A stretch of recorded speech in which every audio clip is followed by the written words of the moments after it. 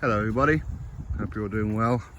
Apologies for doing a video this way. I know some people don't like it, but needs must, right? So the IBF have ordered their IBF mandatory Filip Hrgovic to get his world title shot next against Oleksandr Usyk. So there's a little bit to talk about in this one, so stick with me for as long as you can. If you don't like countryside scenery, then just look away, do what you got to do, and just use it as an audio. Now, some people will say, but Fury, Usyk, Undisputed, it's a unification, of course, that takes precedence, that trumps mandatories, all that kind of good stuff. And I've been saying for years, it does not. I don't know where that rumor started. Genuinely, I don't know. But it's always down to the discretion of the sanctioning body. Each and every time. On quite a few occasions, unifications have been ignored in favour of the mandatory. I can give you one example in the heavyweight division at least. Joseph Parker, when he beat Andy Reese Jr. for the vacant WBO heavyweight world title, he wasn't allowed to go straight into a unification with a Joshua or a Wilder at the time. He had to go fight his mandatory, which was David Haye. Then it was switched to Hughie Fury, right? So it's always down to the discretion of the sanctioning body. There is no set precedence to say unification trumps mandatory. So therefore, Fury Usyk is no longer on. The only way they could possibly get it on now is if they convince Filip Hrgovic to take step aside, which apparently he's already informed his promoters, Sauerlands and Eddie Hearn, he's not taking step aside. He wants his world title shot, which now they have informed the IBF, which seems to be the case. So no step aside whatsoever. Now, the issue that I really have with it, outside the fact we're not going to get Undisputed next, which is the real shitter, but it's the fact that Queensbury, Frank Warren, dropped the ball on this one on two occasions. Firstly, the IBF is not due next. WBA is. As per the order of a unified champion, in this case Oleksandr Usyk, the WBO has been completed last, which was Usyk, of course. Before then was the IBF in Pulev. Before then was the WBA Alexander Povetkin. So the WBA is actually up next. But because, again, I'm presuming here by the way, but because Frank Warren or whoever didn't want to pursue or maybe push the WBA to order Daniel Dubois to get his shot next to Usyk. Why? Because then they would have had to have paid Dubois some kind of step aside, because they wanted to make the Fury Usyk fight without paying anybody step aside. As a consequence of that, the IBF have jumped in front.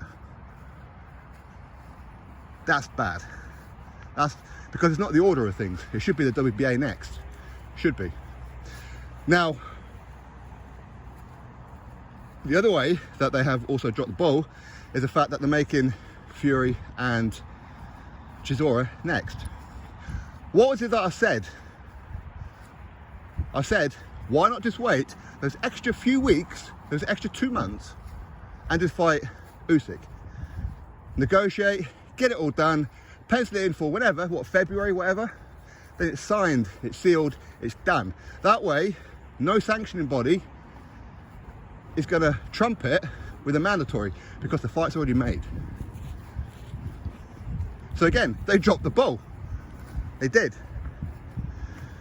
But no, Fury, he wanted to go fight Joshua, and then he wanted to go fight Chisora. He didn't want to wait around, even though he was out since, what was it, April, whatever it was. He fought Dillian White. I'm retired, I've got no interest in fighting again, unless you pay me $500 million and all that kind of crap. Well, then suddenly he's in a rush to fight, right? It's their own fault. It is their own fault. Now, the IBF are sticklers for their rules. They've always been that way. And whether you agree with them or not, they have their rules and they stick with them. Probably the only sanctioning body that really does. So now Filip Hrgovic is going to get his shot at Usyk. So what will happen now is it will go to negotiation period of about 30 days. If they can't agree terms, you'll then have a set date of probably about another 30 days for it to go to purse bid. Then after the purse bid, whoever wins the purse bid, you have up to about 90 days, I think it is, to put the fight on. So you're talking about 4 months from now until fight night in total. But as Eddie Hearn said, they're skipping the whole negotiation period. I want to go straight to purse bid. So that's going to shave off a month. All right. So no negotiations, straight to purse bid. So now he'll go to purse bid, and I imagine that'll probably take about a week or two. Then 90 days from then, the fight must happen. So again, you're talking probably what? End of February, middle March, which means any undisputed fight between Fury and Usyk or Hrgovic, whoever, isn't going to happen until what? September next year, right? And in between then, you know, the other sanction bodies are going to get a little bit impatient, especially the WBA, because they've been withholding calling theirs. Well, they're going to call it. Yep. Then the WBO will call it for Joe Joyce. So Undisputed ain't looking good, unless they want to pay out a whole crap load of money for step aside for any of them. Are they going to do that? Unlikely, because here's the reality of it, and I know some people don't want to hear this. Fury Usyk, undisputed or not, is not the mega fight that some people presume that it is. It ain't. It just isn't.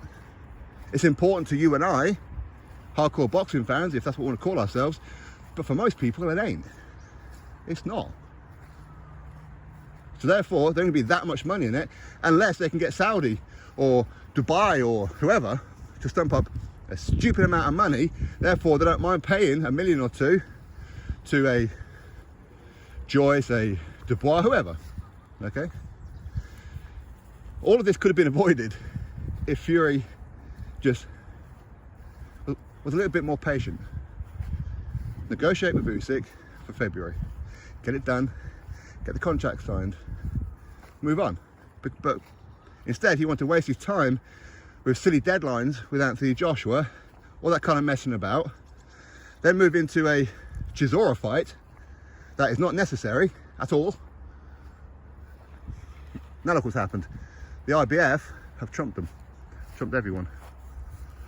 So it's nobody's fault but their own. Could you say Eddie Hearn is at fault? Well, maybe. Kalle Sauerland, maybe. Again, I'm surprised that the IBF have done it, to be honest, because they're not usually biased. They don't usually do that kind of thing. But there again, I mean, we know that they don't have a bias when it comes to Eddie Hearn fighters. We know that much. But maybe it does with Sauerland. Obviously, the IBF, they have great history with European shows and things like that and promoters. So maybe Sauerland's have some sway with the IBF, so maybe that's why they've done it, I don't know. But anyway, what can we do? Usyk versus Hrgovic next, unless of course Frank Warren, Bob Arum will come up with a can't be refused kind of offer to Filip Hrgovic, which is unlikely because, as I said, Usyk Fury ain't that big. It's big, but it ain't that big. Drop your thoughts below, quick thumbs up, subscribe, catch you next video.